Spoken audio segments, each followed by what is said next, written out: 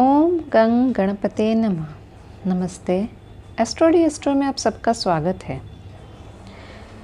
ज्योतिष में जन्म कुंडली के स्थानों को भाव कहते हैं और जो कुंडली में भाव होते हैं वो कुल 12 होते हैं। उसमें पहला तनु भाव, फिर धन भाव, फिर सहज भाव, फिर सुख भाव, फिर पुत्र भाव, शत्रु भाव, पति या पत्नी भाव, आयु भाव, भाग्य भाव, कर्म भाव, आय भाव और व्यय भाव। ऐसे 12 भाव होते हैं। अब एक एक भाव के बारे में हम जानते हैं, यानी एक एक हाउस के बारे में हम जानेंगे। जैसा पहला है तनु भाव। फर्स्ट हाउस जो है वह है तनु भाव। इस भाव का कारक सूर्य है। इसमें मिथुन, कन्या, तुला तथा कुंभ, इनमें से कोई राशि हो तो उसे बलवान माना जाता है। लग्नेश की स्थिति और बल के अनुसार इस भाव से मनुष्य की जातीय उन्नति, अवनति तथा कार्यकुशलता का ज्ञान प्राप्त किया जाता है। इस तनु यानी शरीर के अतिरिक्त लग्न और कल्प और अंग, उदय, आत्मा, चेहरा, होरा और देह, इनकी जानकारी होती है। इस भाव के द्वारा व्यक्ति के स्वरूप, उसका विवेक, उसकी जाति, उसका मस्तिष्क, सुख दुख, इन सब के बारे में विचार किया जाता है। यदि प्रथम भाव में सूर्य हो तो मनुष्य नेत्र रोगी, आलसी, संतति के कारण सर्वदा चिंतित और अपने बंधुओं का विरोधी रहता है। इनका शरीर अशक्त रहता है।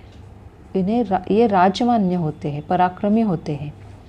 यदि इस भाव में सिंह राशि का सूर्य होने पर व्यक्ति गर्विष्ठ और दुराग्रही हो जाता है।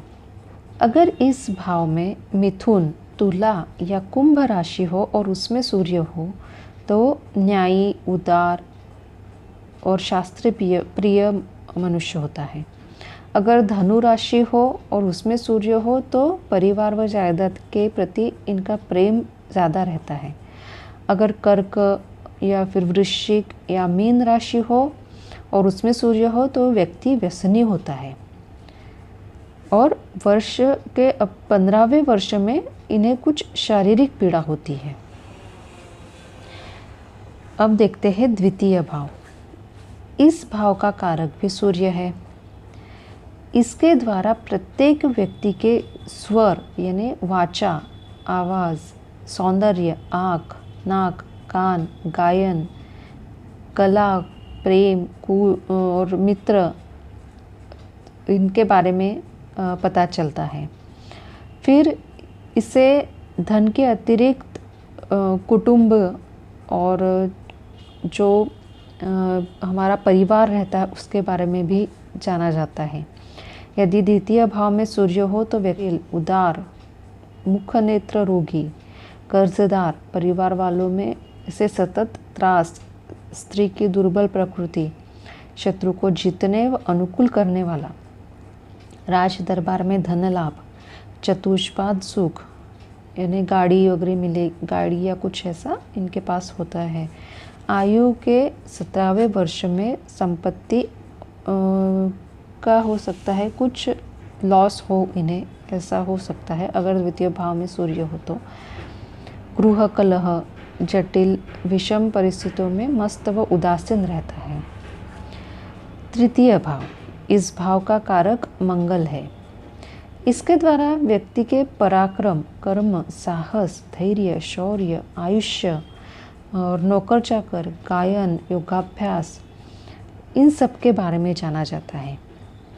इसे सहज के अतिरिक्त पराक्रम भाव भी कहते हैं। तृतीय भाव का सूर्य हो तो व्यक्ति शौर्यशील व पराक्रमी बनता है।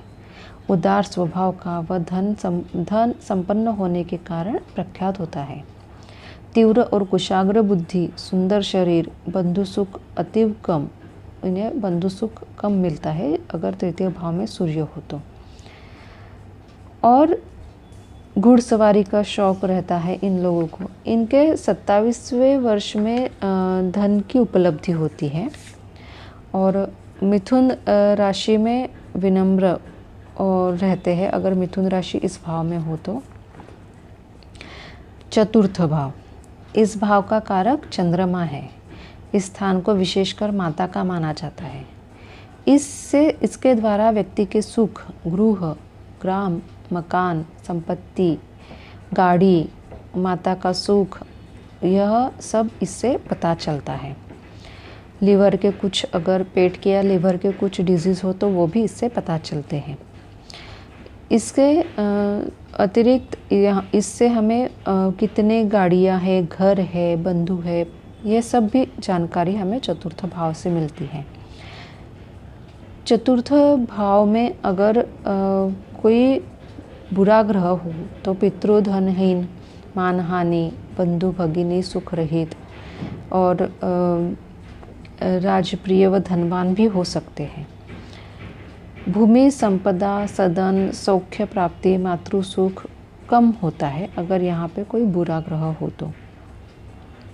सदैव चिंताकुल रहते हैं और इनके 24वें वर्ष की आयु में कलह पीड़ा होती है।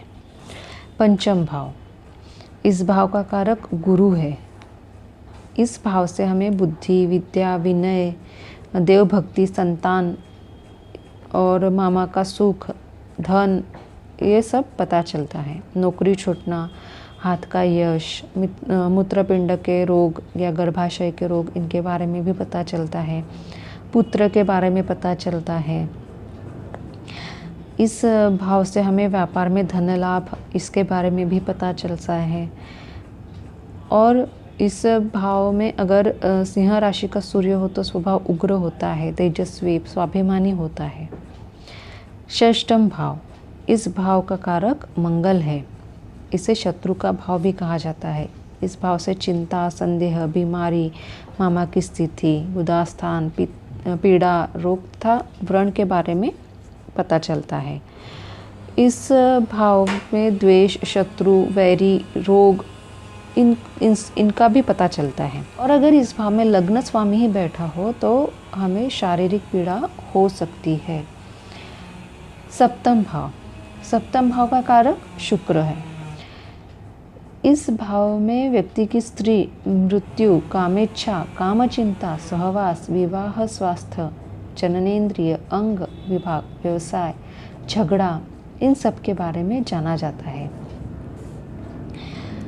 स्त्री का विरह या पति का विरह, इसे भी इस भाव से जाना जाता है। अष्टम भाव, अष्टम भाव का कारक शनि है। इस भाव के द्वारा व्यक्ति की आयु, जीवन, मृत्यु और मृत्यु के कारण, व्याधि, मानसिक चिंताएं, झूठ, इन सब को जान सकते हैं। नवम भाव, इस भाव का कारक गुरु है। इस भाव से तप, शील, धर्म, विद्या, प्रवास, तीर्थयात्रा, दान, मानसिक वृत्ति, भाग्योदय, पिता का सुख, इसके बारे में जाना जाता है। दशम भाव, इस भाव का कारक बुध है। इसके द्वारा अधिकार, ऐश्वर्य भोग, यश प्राप्ति, नौकरी, व्यवसाय, मान प्रतिष्ठा, इन सब के बारे में जाना जाता है। एकादश भाव, इस भाव का कारक गुरु है। इस भाव से संपत्ति, ऐश्वर्य, मांगलिक कार्य, वाहन, रत्न, आय जो आती है, जो मिलता है एक्स्ट्रा कुछ, वो सब इससे जाना जाता है। द्वादश भाव, इस भाव का कारक शनि है। यह हानि का भाव है, यह व्यय का भाव है, यह दंड, व्यसन, रोग, दान और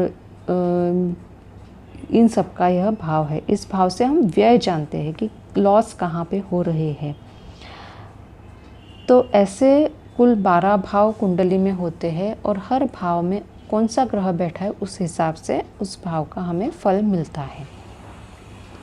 आगे हम और कुंडली के बारे में जानेंगे और इसके लिए आप चैनल को सब्सक्राइब कीजिए और बेल आइकन को दबाइए। ओम नमः शिवाय।